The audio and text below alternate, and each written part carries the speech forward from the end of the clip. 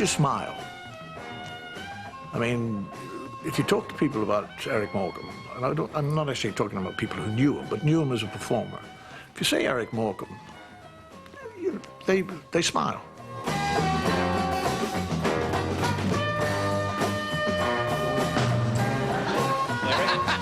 Oh, she's looking happy there. I don't think there was anybody in the whole of the British theatre who would not have given their eye teeth to work with Morecambe and Wise.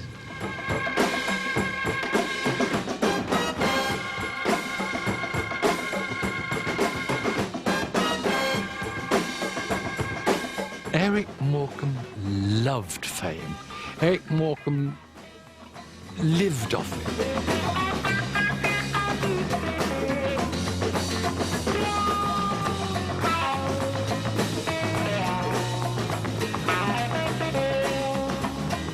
You know, I hate to say show business killed him, but it probably did, in fact. But it was his life. That's what he did.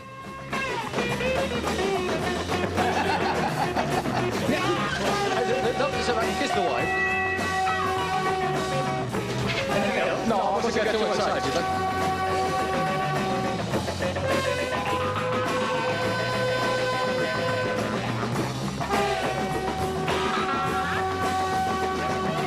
When Eric was performing, the impression I always got was that he knew he was being stupid.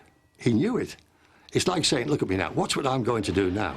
And that's when he saw the glint. Ladies and gentlemen, all I can say is, ladies and gentlemen, I've never become conceited because I feel that there is no one better.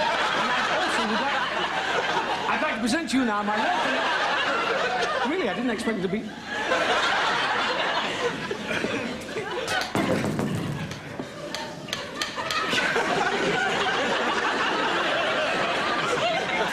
And what do you think you're doing? Not a lot. He was a very strong personality. And when he was on, he was always in charge. So I smile and say, when I'm feeling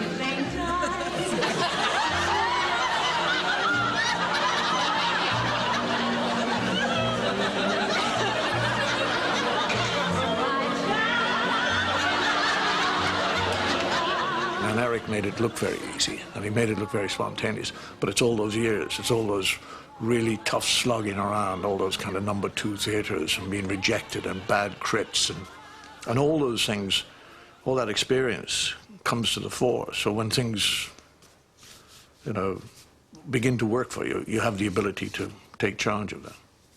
And he had that in abundance.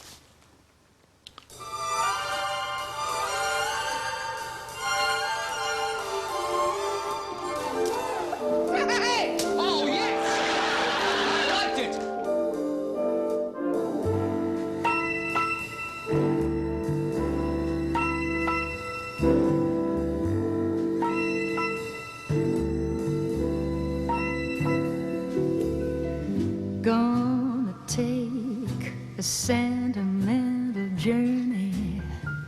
Gonna set my heart at ease. Gonna make... Well, he was very proud of Morecambe, proud of his roots. The family came with him sometimes, but he came a lot of times on his own, and Mike the chauffeur brought him up like, but there was something that appealed about Morecambe.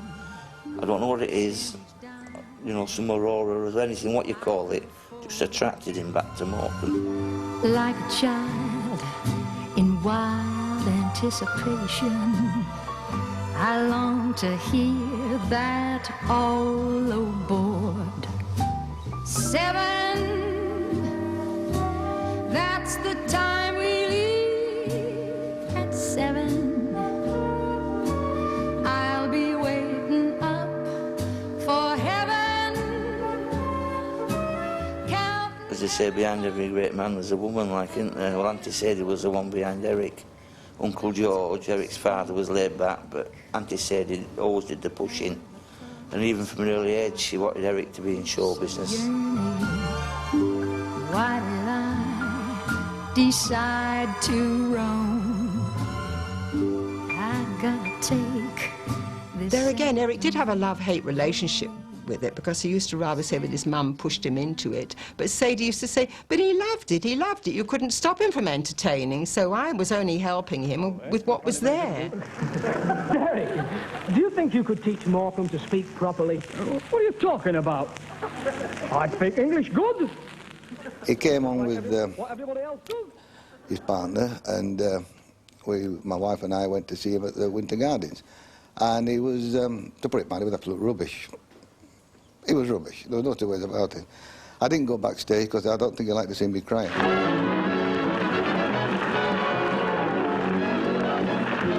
Probably with a better script it would have been all right, but it just didn't gel.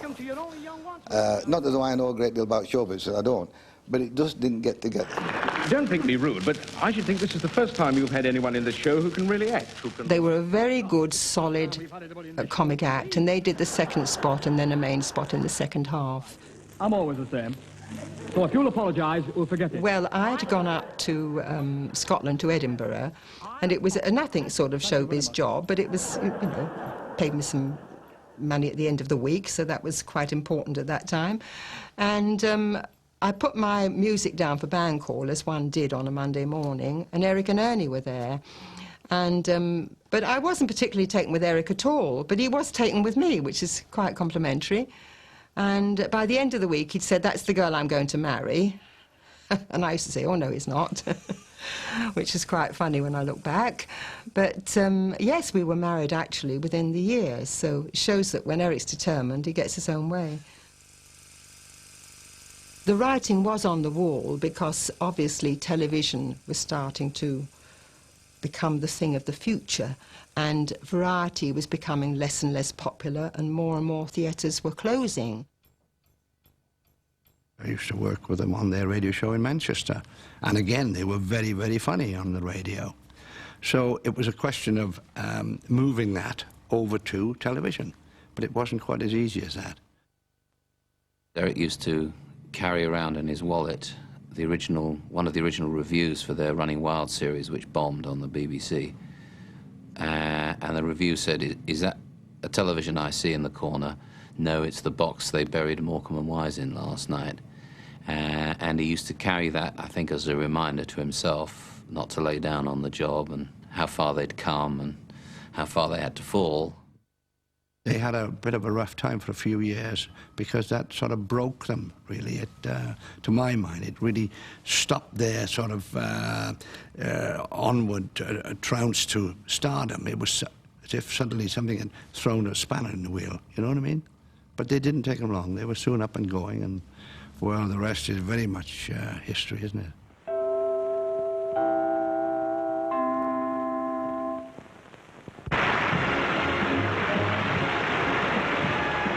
We are... They paid their dues. They worked the dumps, they worked for nothing, for pennies. They had old cars, they stayed in old digs. They had this disastrous TV series which they got over. And suddenly people were seeing the genius of Morecambe and Wise, and especially the genius of Eric. It just sort of happened, it just flowed. It never stopped. Once they became popular and successful, it never stopped. I'm singing in the rain, just singing in the rain.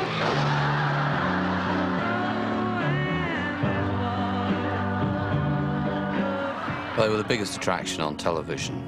They were one of ATV's absolute banker hits. Would you like to do a number with us? You know, we'd like to do a number together. Yeah, great.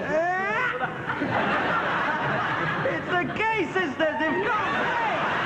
Fabulous! The Gay Sisters? This is the Beatles! Hello, Beatles.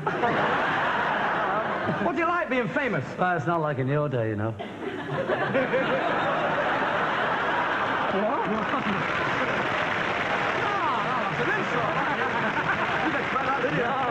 what do you mean not like in my day? Well, my dad used to tell me about you, you know. In the old days. I've only got a little dad, have you? As a result of the success of the TV show, they would sell out in a matter of minutes, like a pop show. If they're going to do concerts, pantomimes, summer seasons, they were just huge.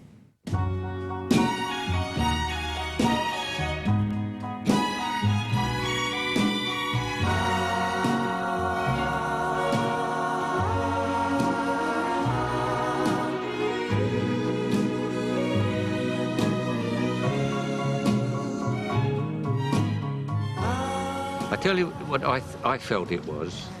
They were different from any other double act in that it was almost like they couldn't care less about you or me or the audience. They were just doing this for themselves.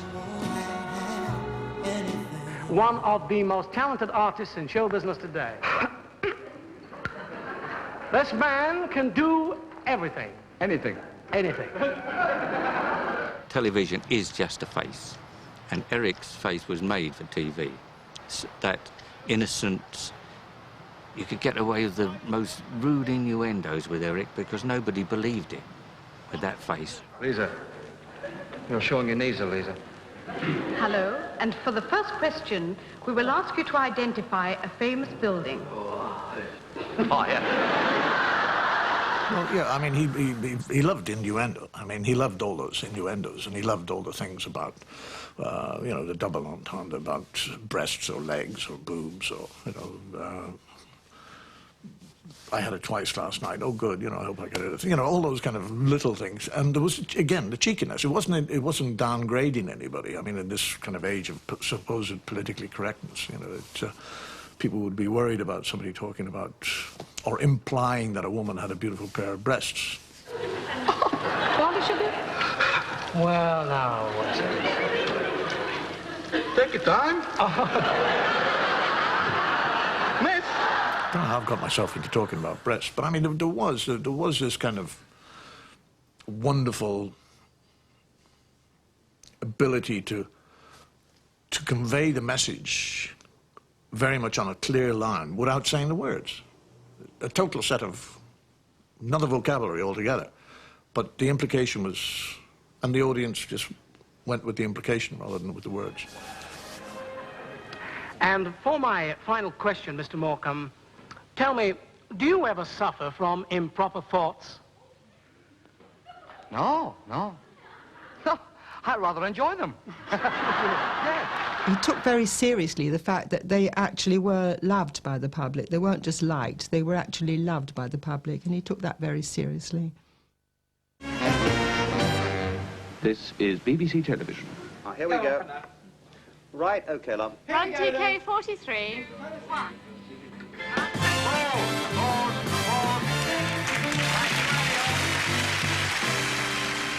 Well, it was Michael Grade who phoned me and said, "Are you interested in Morecambe Wise?" I said, "Yes." And he said, "Only they have not come to an agreement with Lou. And we are making inquiries for an alternative source of employment." So I said to him, "Stay where you are, I'm coming up." You'll be telling me next you've heard a voice from the other side. I have. It was Lou Gray, but the money was no good. Lou had had them from the beginning, and I think wasn't that happy about jumping the salary to reflect their new status, because, you know, he'd paid them a growing salary from series to series, but their demands were now, they believed they were worth a great deal more, and they wanted to be paid the rate for the job. Keep going, son. I was about to go on holiday, I think, a couple of weeks holiday, and I met Bill in the bar of the BBC Club in the television centre, and he said, "How would you like to produce Morecambe and Wise?" I said, "Well, can a duck swim? But you'll never get them. They're with Lou Grade over at ATV." Oh, he said, "I've got them." And then, of course, Eric had his heart attack. 1,000 hands applaud tonight. I sing my songs, my star shines bright. I stop and smile. I take A lot of people saw him on television, but for a greater part of the year he was appearing at places, a summer show in Blackpool or Great Yarmouth, and then touring during the year to Batley and other theatre clubs like that. So he spent a tremendous amount of time travelling, being with himself.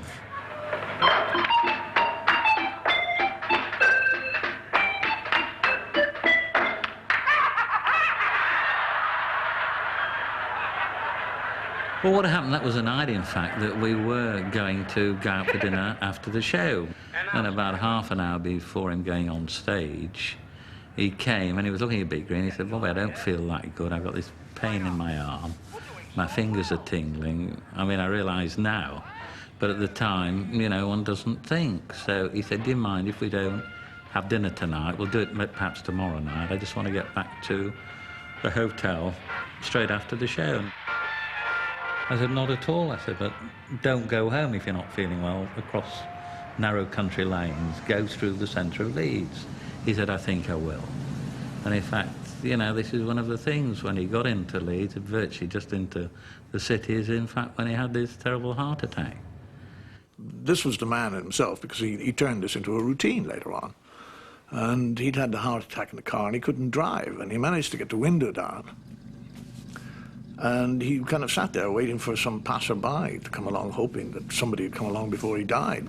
I had a Jensen in those days, and I said, do you feel you could take me to a hospital? I don't feel very well. I'd like to sign myself into a hospital. A fellow called Walter Butterworth, I'll never forget him. Wasn't his real name, but I'll never forget it. And he said, yes, oh, aye. Hey, you're, Morton and White. And I said, oh, Morecambe and White, yes. So he said, oh, well, I've never driven one of these. Tell me the territorials, I've only driven a tank. She's still this. And when Eric, you know, he was telling me this, and I thought, Jesus, the man nearly died, but he has the ability to be aware of that. And even when it's happening, say, Jesus, there's some funny stuff here. So he takes me to a hospital. The next thing I know, I'm being injected. This Walter Butterworth is sat with me. And I said, I'd like to say thank you very much for all your help and everything. He said, oh, that's all right. It's been a pleasure. He says, my mates won't believe this. He says, and this is the exact words he used. He says, will you do us a favour? I said, what? He said, before you go, will you sing me?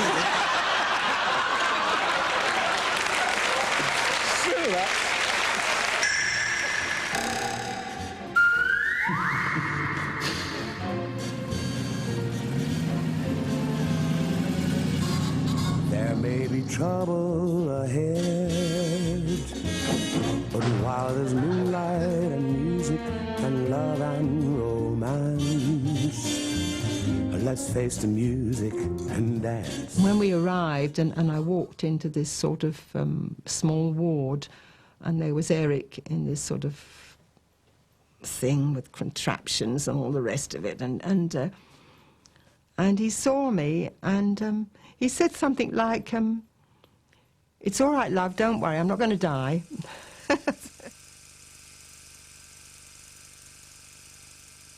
But straight after the heart attack, when he was recuperating at home, he was allowed to take little strolls, little walks, and I used to go with him sometimes, always scared about it because he'd walk very slowly and very easy.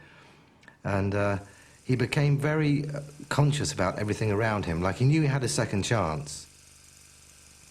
Well, we played it down, but in actual fact, it was a massive heart attack, and it was all very much played down. But it was, I think it was a combination of a lot of things, his heart attack. You know, it went back probably to the days during the war. He was one of these, it was a Bevin boy and put down the mines. And then he was moved to mines that were actually condemned. But then being in show business with that sort of nervous strain and also being a compulsive smoker. He was a nervous smoker too. He would only smoke half a cigarette and then put it out. But nevertheless, I think they all contributed. So he became even concerned about things like his fishing, which he adores and you know, adored right through his life, as a child to man. But he became worried about hurting the fish and things like that, which is very unlike him. He was much more, he could be much more together than that and much harder about life and just get on with it. And then, of course, what happened is he got better, and then he got put back on the treadmill, and all that went out the window, and he went back to how he was.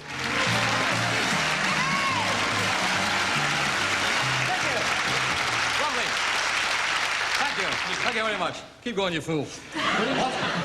Good evening, ladies and gentlemen. Not long nerves, you know. I heard this night about the heart attack that Eric had had. And I went on stage, and at the end of the show, and I said, well, we've all had fun here tonight, but will you do something for me? If you believe in such things, will you say a prayer for Eric Morecambe tonight, because he's fighting for his life in a hospital in Yorkshire? And Eric heard about this.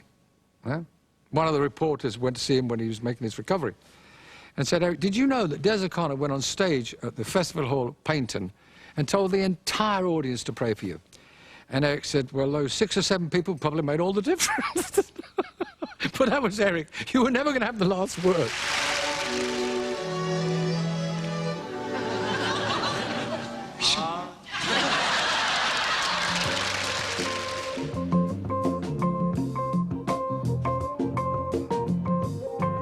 Lou Grade at ATV wanted us to move over because he had some big American shows to be done, and he wanted Dick and I on it.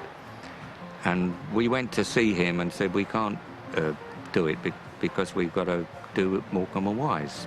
And as he said, Eric's had a heart attack, he's not going to be working for a year, and we really assumed that ourselves.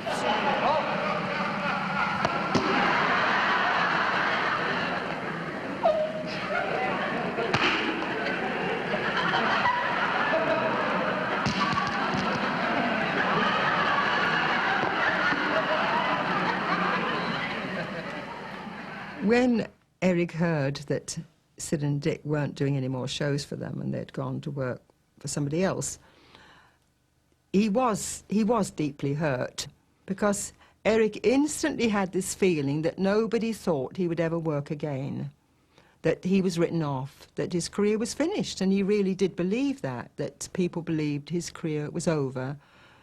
And none of us realised that they would in fact bounce back and be bigger than ever. Bill Cotton rang me at home, and I was quite surprised to get a call from Bill. And even more surprised, and he said, how would you like to write for Morecambe and Wise? And that was quite a surprise. And I said no. I really did. I said no. I couldn't believe that. I did say no because I didn't think it would work. I really didn't think it was going to work. He said, well, come down and meet the boys next week. It was always the boys. They were in the 40s then, but always the boys. If they were still together now, it would still be the boys. I watched mannerisms and attitude between the two. There was an attitude, and I could see that Eric and Ernie, there was affection there, but there was more than affection there. They were very close. They were like two brothers. In fact, they were closer than any two brothers I've ever met. And I watched this. I thought, there's a lot there. Get that love and that affection across to an audience, and you're halfway home. It was almost like, it's them. That's what I wanted, and I like to think I captured that. Ladies and gentlemen, the British Broadcasting Corporation proudly presents the Morecambe and Wise Christmas Show.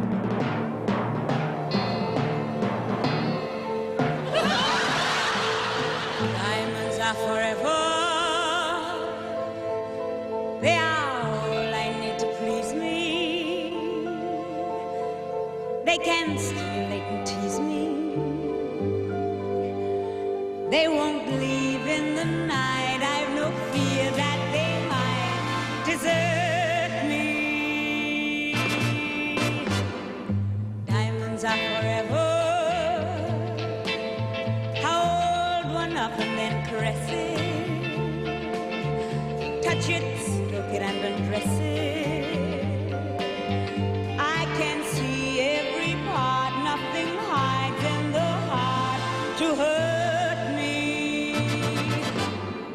don't need love.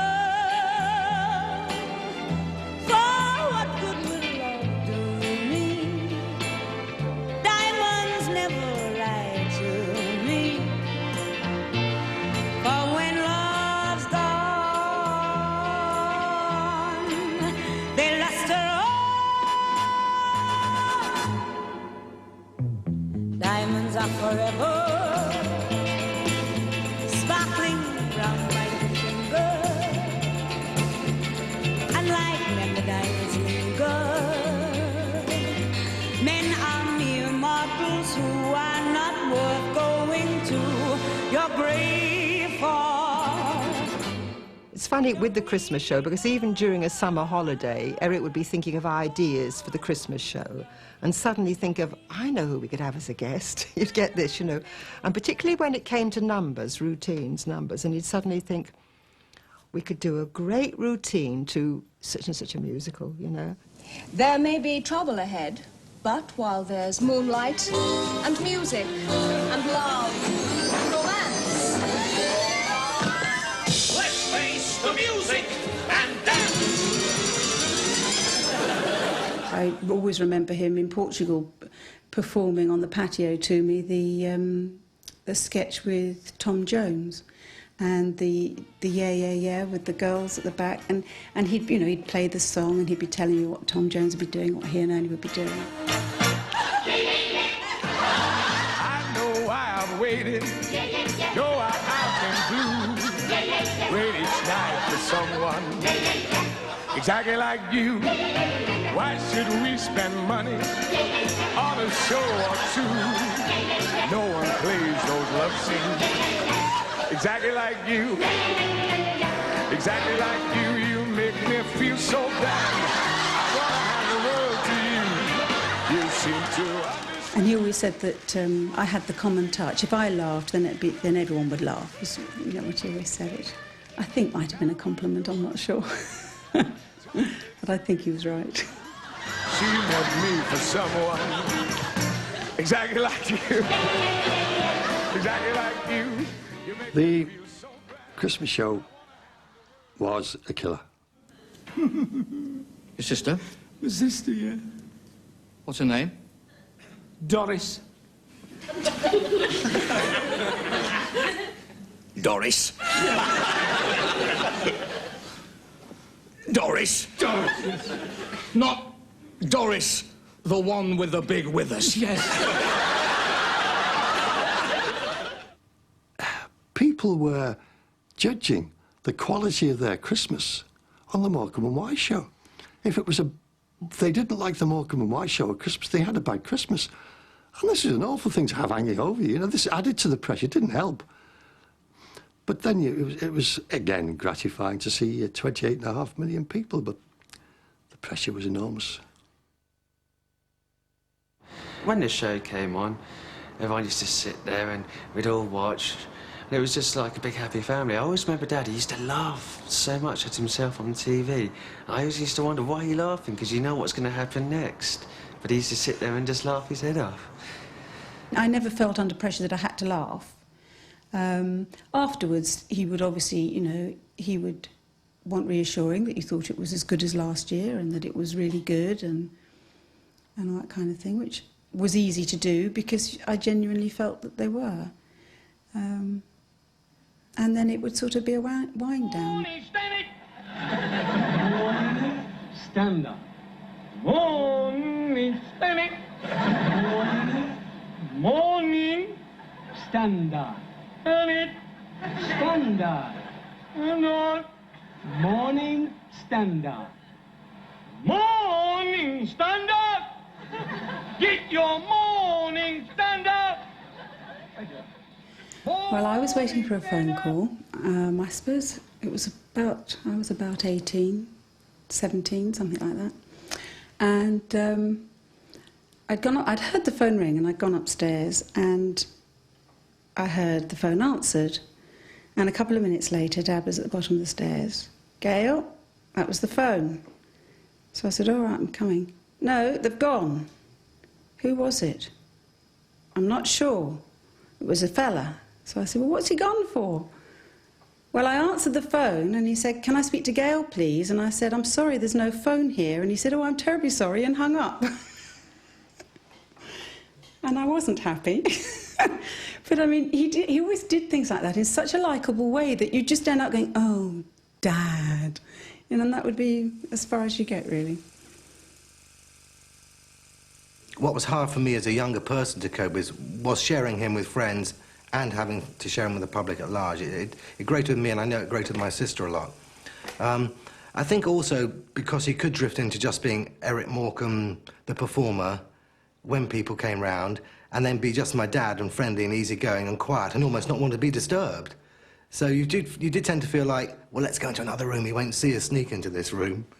I sort of tended to gear myself around avoiding him. I think that when he became Eric Morecambe, the performer, which was probably very different from his actual, more relaxed character, you did feel that you were living in this kind of Twilight Morecambe and Wise world, and that you had a sort of walk-on part, really. When I was just a little girl, I asked my mother, what will I be? Will I be pretty? Will I be rich? Here's what she said to me. Que sera, sera. Whatever will be, will be. The future's not ours to see. I think that it was easier for me, in a way, to be closer to Dad. I think there's all the usual things of being the firstborn and the girl. And I was very extrovert and lively. And I think Gary was quieter and more introverted. And I notice now that whenever we talk about Dad, he talks a lot more about Eric Morecambe, and I talk more about Dad. I haven't really registered his professional life particularly, whereas Gary can tell you dates and where he was, partly because he's written about it, but partly because that's what he's homed in on, I think. Gail was a nursery nurse for children in care, and I used to say to Gail, "Don't get me involved, Gail, because I'm too soft for this. I can't be doing with this." But of course she did get me involved, because she would bring them over, all colours, all shapes and sizes, and you'd end up with these children here to give them a treat, because she wanted to get them away from the home in London. I can remember the adoption home where I was. I can remember it inside and out. And I always remember going to this lovely big place, and it was always a long car journey. I'd have to sleep in the back of the car. When I got there was this big house and everything with a swimming pool and these lovely people there. Eric said, "It's entirely up to you, love, because at the end of the day, you're the one that's going to do all the work." And he said, "As far as I'm concerned, lovely, and, you know, love to have him." I used to have to go and say goodnight to Dad. I'd walk into the room, knock on the door first, walk into the bedroom. Dad used to be sat there and he'd be smoking a pipe or a cigar, have a glass of whiskey or something. And he used to go over, kiss him a good night, get on the sofa next to him. And then he used to pass me over a little bit of whiskey over, and I used to take a little bit of a sip, and a quick puff on his cigar or his pipe. And then I'd get up, say thank you very much, and go to leave the room. And just as I would leave the room, he goes, "Don't tell your mother for whatever you do, otherwise you get me into trouble."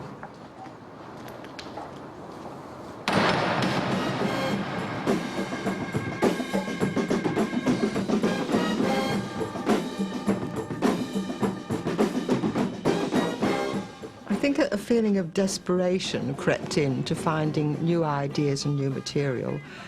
And I'm sure that the same applied to Eddie in his quiet way up there in Liverpool, as he was most of the time. That sort of, where do you get new ideas from? How can you go on doing series of shows as well, not just a Christmas show? How can you go on, keep on finding new material and new ideas and even new guest stars, for that matter? What guest stars have we got on the show, Eric? I didn't actually... None! None?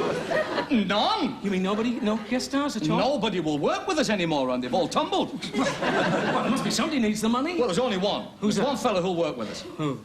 Actually, writing the shows, it wasn't unusual for me to start at, say, 8 o'clock in the morning and still be there at midnight at night. And I mean, literally almost without a break, I would eat by the typewriter, and it got ridiculous. It really did it got silly. What actually happened was I was sitting in there typing, not realising how much I was doing and what I was putting myself through. I actually happened to look down in the corner of the room, and I saw this hairy thing going across the floor. Just a ball of hair. And I saw this thing. I actually saw it. I could have knelt down and touched it. It was so real. And I realised then that all wasn't as it should be. And that was about the last recollection I have before I was in bed and the doctor telling me not to do anything for another 3 months. They have asked me to present you with a retirement present. A memento! I've always said there's no people like you people. I don't think there's any doubt that health suffers as a result of all these pressures, as I know myself, and certainly in Eric's case, because he gave so much. I've worked with a lot of big names, famous people and performers. I've never seen any of them give as much as he did. He gave everything. Well, in the end, he really did give everything. He couldn't have given any more. And he would never relax when he was working.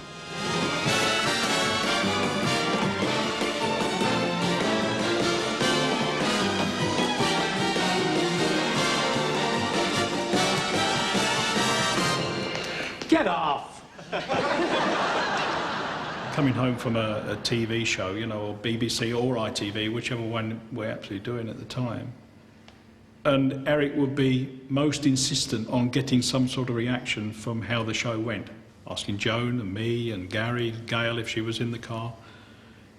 He used to spend the first half an hour, 3/4 of an hour of the journey home. It was only the last sort of 15 minutes that everybody was quiet. But he really was worried about a show after he'd done it, to get a reaction on how different people thought about it, you know. 2. That was just some additional information thrown in completely for nothing. Coming to 3 at 3. It was almost as if it was happening to somebody else, because Dad was always so lively, so funny, so just Dad, that how could he possibly be ill? You know, how could he have a dodgy heart? You know, he was too lively, you know. You'll come to me. Giddy up! I think Ernie had more outlets than Eric had. He was able to go sailing because he loved his boat, and that was his outlet. But I don't think Eric had any, to be quite honest. When he was working, nothing else mattered. Nothing stood in the way of the show. I'm singing, just sing. Eric had to lie in a horse trough full of water. And if it didn't work the first time, and wasn't exactly right, he had to do it again. So what happened? We actually shot it 3 times.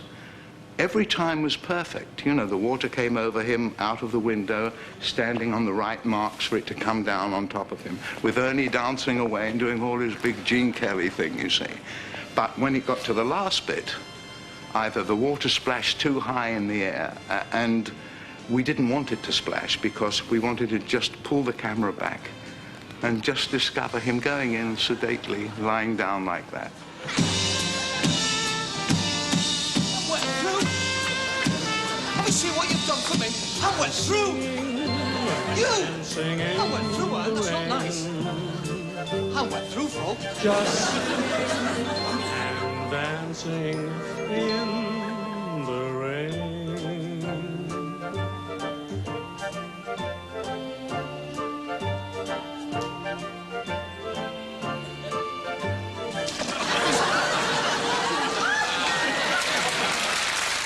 I had to be very careful because at this time it was a period when Eric wasn't feeling too well, and with a heart condition we didn't want to risk things like pneumonia and things like this.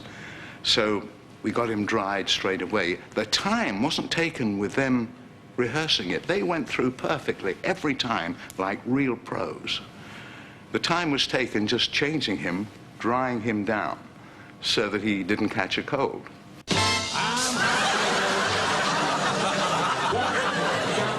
Eric was very sensible over the work. If he felt ill, he wouldn't work. And of course, they did have this awful incident of the very last Christmas show that Eric worked on, and they'd got to the pre-filming stage, I think it was. Well, certainly they were doing some pre-filming, and he had a scene where he had to run at a wall with Ernie, and he hit the wall too hard. Now, everyone thought he was having a heart attack, and in fact, he'd had jerked his heart out of rhythm.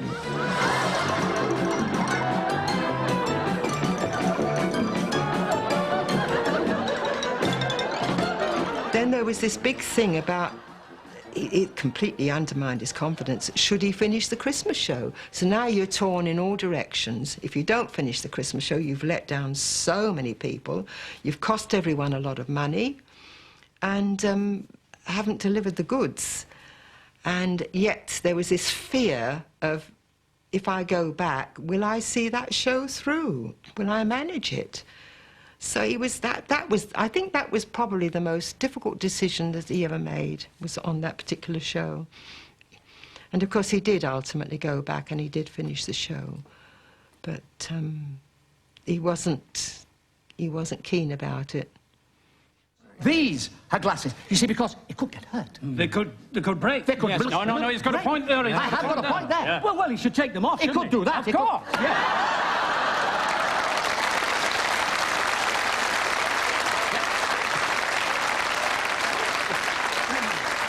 That's excellent.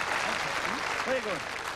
But only a few months after that, you see, he was having the checkups, and I think it was the specialist at Harefield first of all, and then it was Magdi Yacoub, who's now, you know, Professor Magdi Yacoub, said that he needed an operation, and actually it was really a matter of life or death then. If he hadn't had that operation then, he probably wouldn't have lived another week. But of course you don't realise that.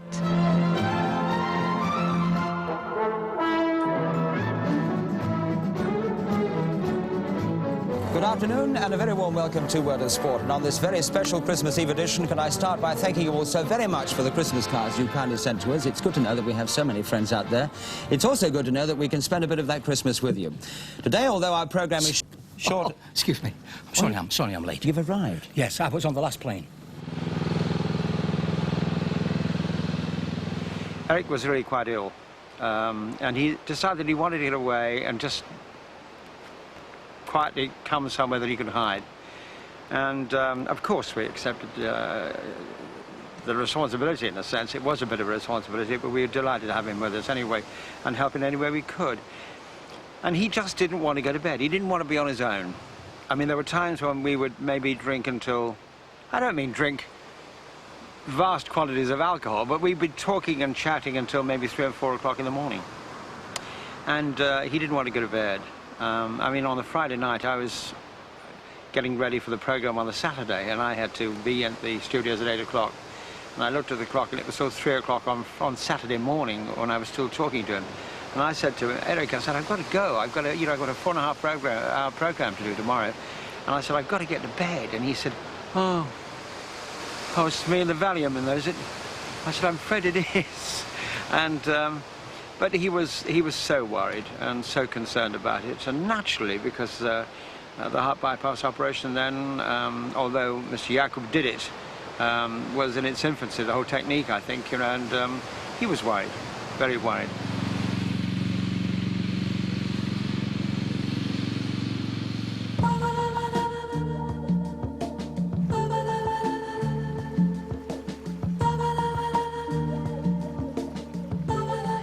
When I first met Eric with Dickie Davis, Dickie left us and we went off to the river. And there's a man who's, to me, living on his nerves. He's a bit edgy, he suddenly produces a paper bag trick where he touches an imaginary stone up. And where he got the bag from, God alone knows, but he did it. And then he kept doing this, and I thought, are we going to get this guy relaxed? And so I practically got hold of him by the throat up against a tree, and I said, are you going to go fishing or not? You know. And anyway, he gave me a look at what he could do in the way of casting a fly like I'm doing now. And he cast it quite reasonably.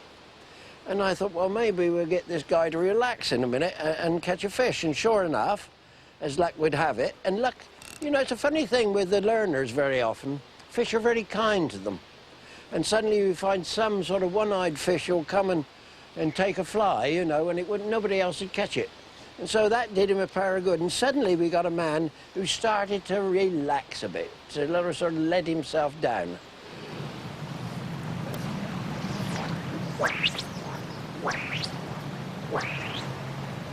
I remember that the night before he had the surgery, I visited him at Harefield Hospital, and he said he'd actually cried the night before, and he said that's the first time in years since, like, he can remember that he actually physically cried. And I remember saying to him, well, why did you cry? And he just said, I felt so angry that I could have had so much success in my life, and that this has been here kind of like a punishment just to bring me down to earth. And then he said, well, afterwards, then I realised that, you know, I've had so much, that's why you've got to endure the things that aren't so pleasant, and you know, I feel a lot better for it.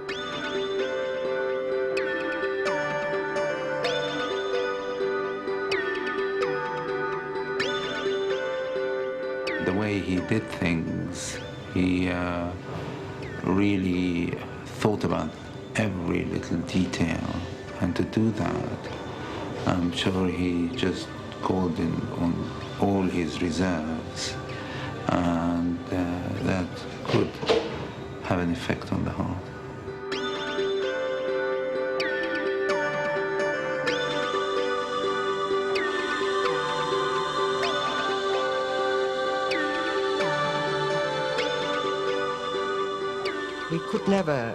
We would try, but we could never sneak out of a hospital. Moreover, to be fair, he knew that, well, all these reporters were waiting out front, and he did feel a responsibility towards them. He used to say, well, the press have always got a job to do, you know, and sort of you have to give a bit. And, but I have to say that in the last years, he did brace himself for that. He did almost find that difficult to face, and yet, you see, the moment he walked out there, it was all this terribly quick, fast, off-the-top humour. Seriously, how are you feeling? Great. Absolutely marvellous. What was the hospital cocoa like? Excellent. It's marvellous stuff. It's green. You've obviously got to take it easy for a bit, though, presumably. Well, if I can get a bit, I'll take it easy, yes. You know, so he just carried it off. But you'd get him into a car as quickly as possible, because they would just keep him there all morning if they had their way, you know. Take care. Bye-bye. Good luck. Yes, intensive care unit, please. See ya. Bye-bye. Good night. See you on the box.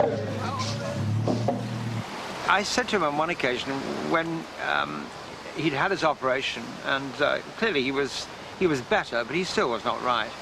And I said, why do you continue doing it? You love writing your books. You've written one book, and you're dying to write another one, and you enjoy it so much. He said, I'm not sure I've got enough. I said, enough money? I said, you've got a Rolls Royce, you've got a chauffeur, you've got a lovely home. More important, you've got a beautiful wife, Joan, and you've got the family around you. What more do you need? Yes, he said, but you know, as you get older, you need a bit of money. And I mean, he was a kind man. He was not a miserly man at all. But that was his background. I mean, Eric he had this private little thing with him himself, you know. He'd want to go out down to the town and say he wanted to buy some tobacco or whatever. But he'd say to Joan, you know, can you give me some money? And Joan used to say, well, how much do you want? So I said, well, give me 20. 20? What do you want 20 for? Just give me, okay. There's 20. Off he goes down the town. He'd really probably only need a £5 for what he wanted, but the rest of it, he'd come back and he'd hide. So when he wanted something really bigger later on, you know, he'd got probably 150, 200 quid stashed away upstairs that he can go and just buy it without asking Joan for more money. That was a really funny thing that used to happen.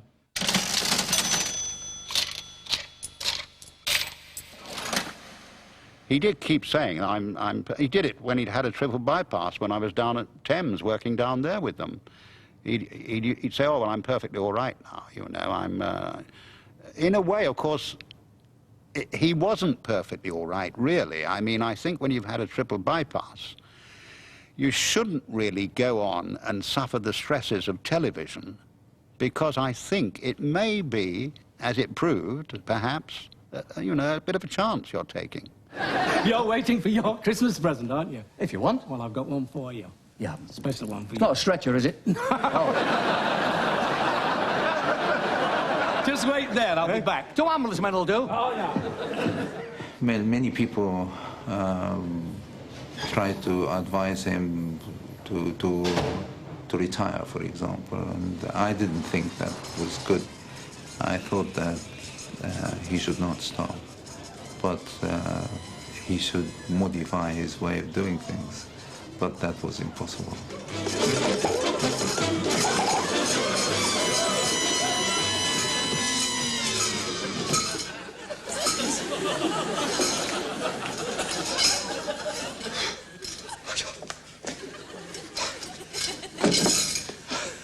Are you all right?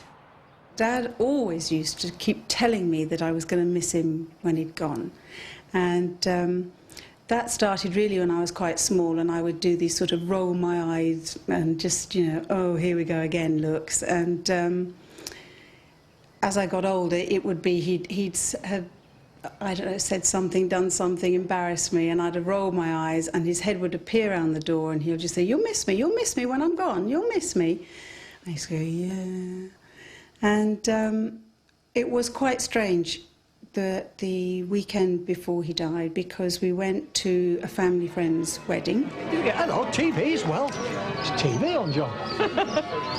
It's That's lovely, that. Thames TV, is it?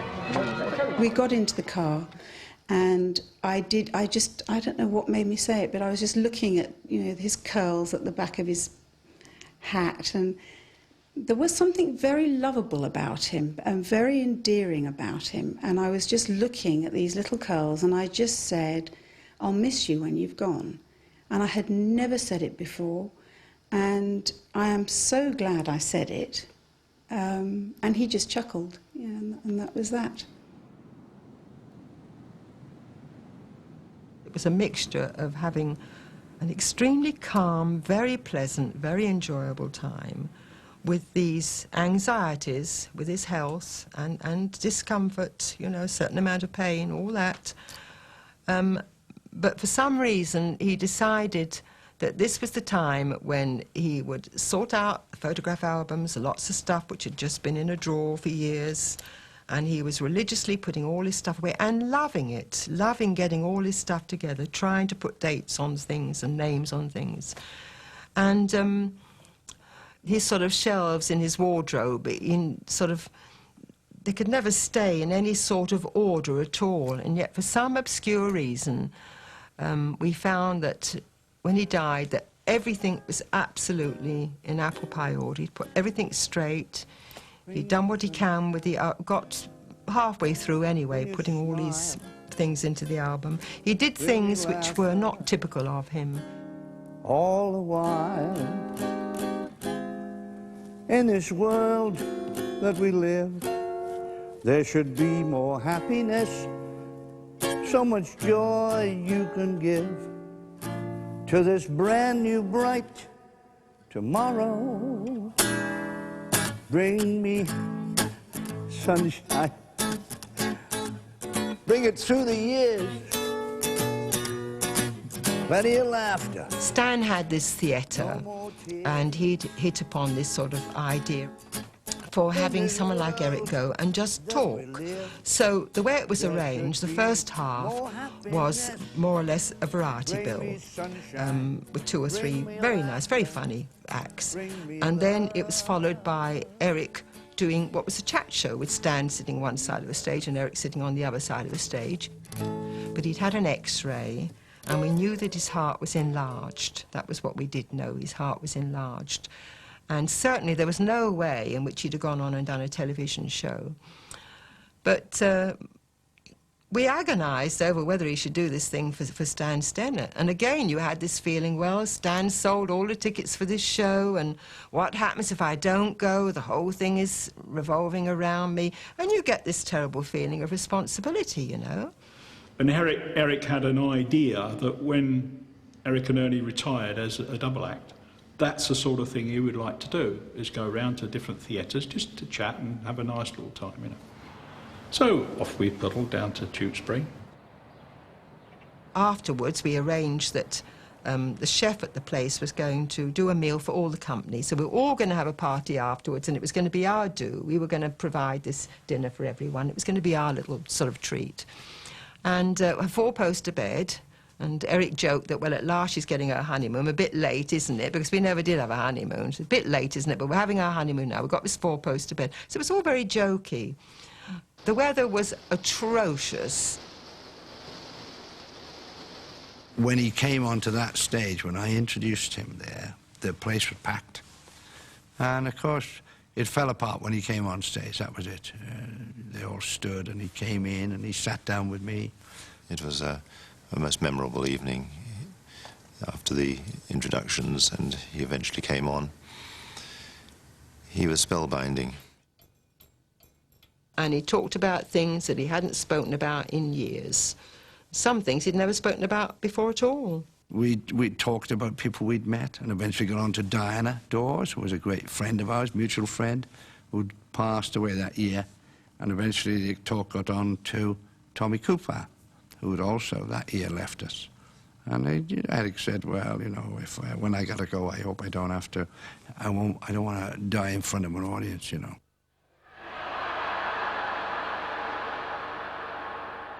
And he kept pulling things out possibly you didn't even recognise from having known him before. It's like the old gag about, you know, when you go down for the 3rd time, your past comes up, right?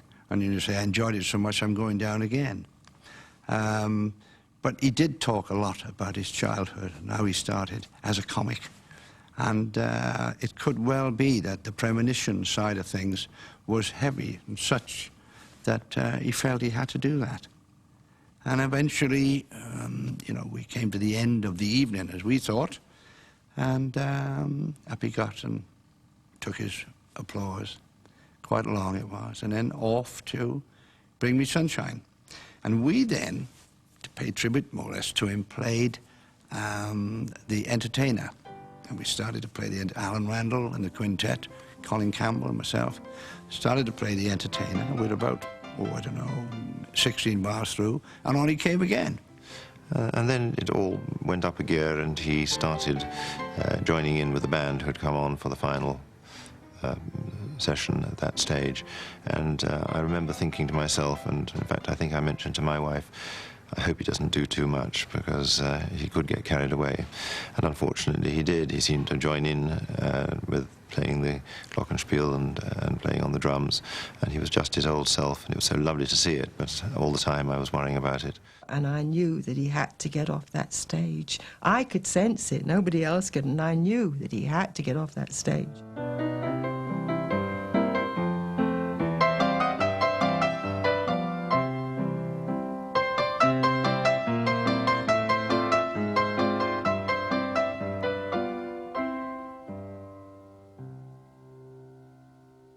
And then he took his final bows and came out 2 or 3 times and did one of those lovely arms and legs around the curtain, and eventually just disappeared, and the audience went on clapping. And he came off stage, he passed me and gave a big sigh and said, God, I'm glad that's over. Went to the back of the stage and that was it. At that point, I saw one of the stage staff look round the corner of the curtain. He pointed straight at me because he knew where I was, and with one big beckoning finger, I knew there was problems. You know, I'm in the audience and a lady comes on the stage and it's that old thing of, is there a doctor in the house? And of course there were several. And of course we all dashed round there. And I always knew that that was going to be the end. And I just went out of it. I went into another room, as they say, you know. I just couldn't take it in, and I knew somehow that he wouldn't survive that. this theatre suddenly went as silent as it is now. And it was as if everyone suddenly became mute. And I just said, well, ladies and gentlemen,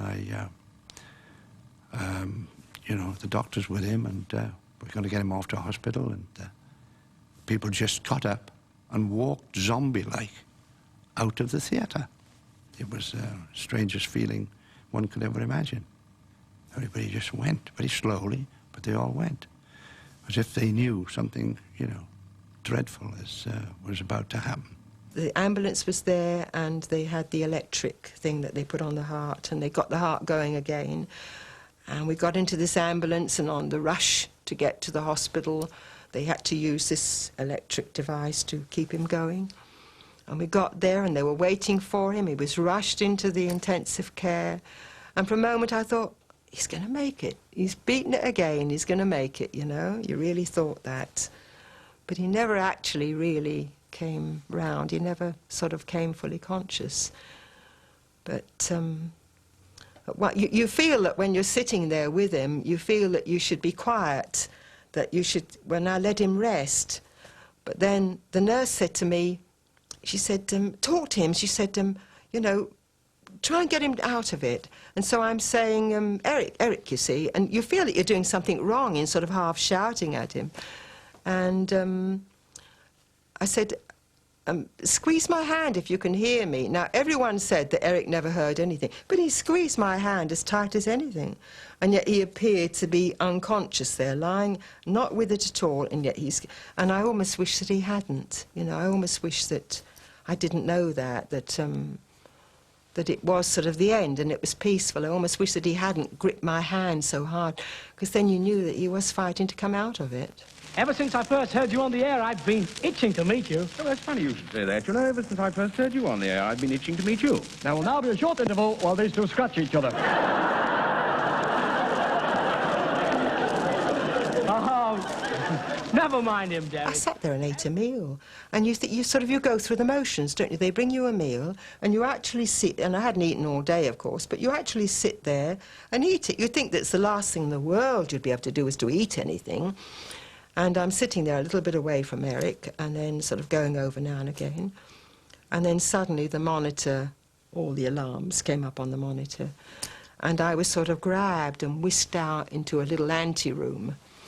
And while they worked to try and keep him going, and of course after a while the doctor came in and I said, I'm terribly sorry. He said his heart was just, you know, too weak. He couldn't take any more, and he's died.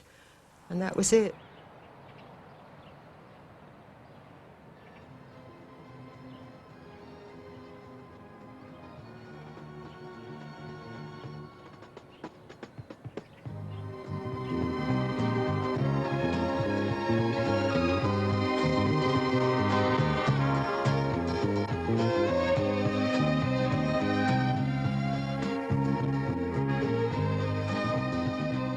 They had a wonderful tribute at the Palladium, and we all went on. And everybody was going on doing their party pieces, but basically we were entertaining. But that night, I walked on to the crowd and I said, I don't know what I'm doing here. They're all saying nice things about Eric. He never said anything nice about me. He insulted me once for 15 years. And it worked good. And Joan was in the box, and the royal family, some of the royal family were there. And I just felt I wanted to find a way to say one last little personal thing to him. And I remember I was driving into the Palladium, and I came in about 6 o'clock at night, and the Christmas trees were out. And I went on that night, and as I came past the lights tonight, and it seemed to me that one of the brightest lights, or if not the brightest light on a Christmas tree, has gone out. And as I said it, I felt this emotion starting to well up, as I'm feeling now, starting to well up inside of me. And then I had to go and sing this song, which I did a parody of There Will Never Be Another You. And I sang that, and I know that was difficult to get through, but he was special.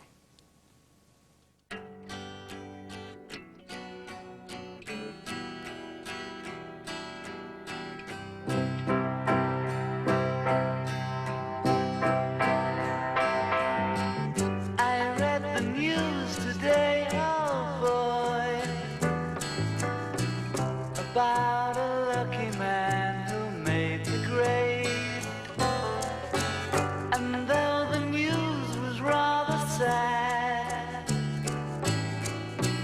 Well, I just had to laugh. I saw the photograph.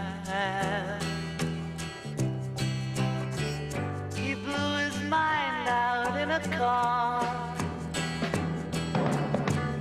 He didn't notice that the lights had changed. A crowd of people stood and stared. They'd seen his face before. Nobody was really sure if he was from the House of Lords. I saw a film today, oh boy. The English army had just won the war. A crowd of people turned away, but I just had to look, having read the book. I'd love to turn you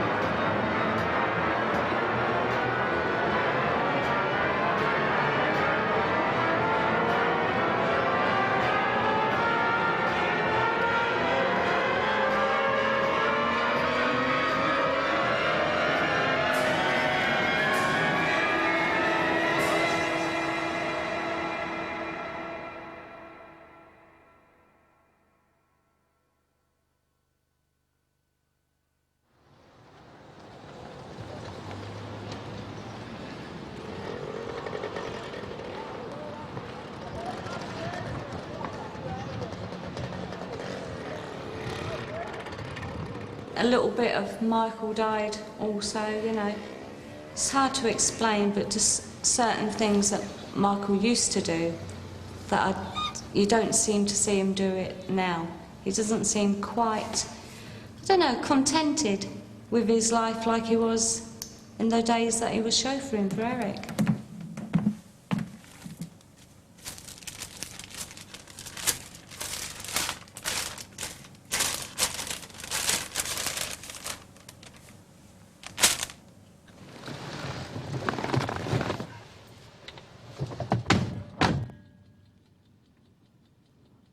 In many ways, Eric was his own worst enemy because he never, ever stopped doing the jokes. He never stopped.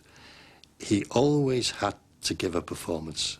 Even with me, he didn't stop, even when we were on our own. In fact, I said to him once, for Christ's sake, Eric, back off. It's me. You didn't have to I've heard them all. I said, the three of them you've just done, I wrote. Arsenal won the FA Cup in 1950 as well. Absolutely correct. And the man who scored the goal had a nasty cough.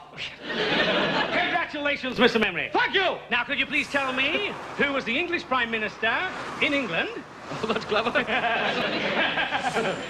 In 1801. Yeah, when I'm doing my truck driving now and I get onto long stretch of motorway, you do think about him. Down that big, deep pit, William.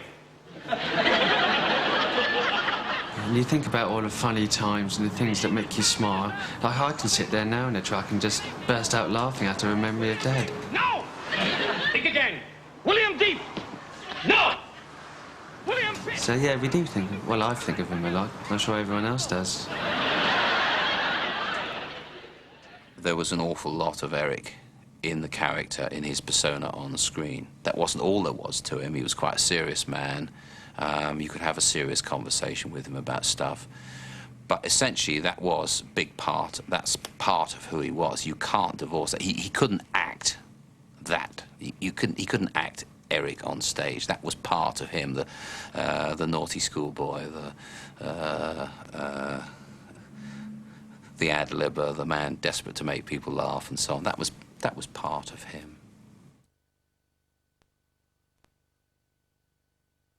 Eric said, again, lots of words of wisdom that last few days. He said, you know, if anything happens to me, he said, You must never reproach yourself, he said, because he said, you've been a wonderful wife. He said, and I've had a wonderful life. He said, I've had a marvellous life. He said, you must never reproach yourself with anything. All these things to say to you, you know. And sort of thanked me, really, for helping make him what he was, and sort of thanked me. As I was sitting there doing my hair and my face in the mirror, there's Eric behind me, you know, coming out with these words, as if almost a sort of sudden thought, as if, well, I've got to tell her, almost as if he knew, well, it might, if I leave it, it might be too late, you know? You know, a bit of the nation died when he died, you know, there's just a bit that's gone. Thank goodness for videotape.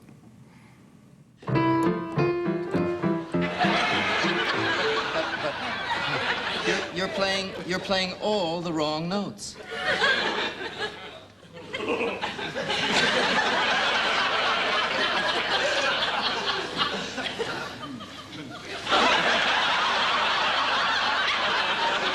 I'm playing all the right notes, but not necessarily in the right order. I'll give you that. I'll give you that, sunshine.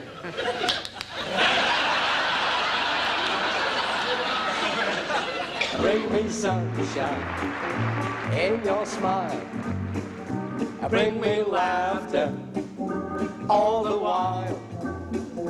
In this world where we live, there should be more happiness, so much joy you can give to each brand new bright tomorrow. Make me happy through the years. Never bring me any tears. Let your arms be as warm as the sun from up above. Bring me fun, bring me sunshine, bring me love. Hey! And bring me sunshine in your smile. And bring me laughter all the while. In this world where we live, there should be more happiness, so much joy you can give to each brand new bright tomorrow. Make me happy through the years.